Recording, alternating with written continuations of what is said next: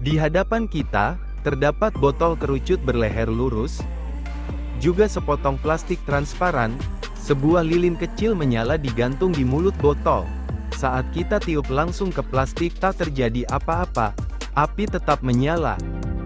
Sekarang kita sediakan botol kerucut yang serupa dan kita tiup ke dalam botol. Anehnya lilin langsung padam. Mengapa demikian? Udara yang ditiup ke botol pertama menghasilkan gelombang bunyi. Botol bergetar pada frekuensi alami. Plastik ikut bergetar, lalu menggetarkan udara di botol kedua.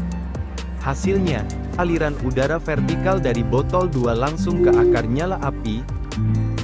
Api pun padam, tanpa disentuh langsung.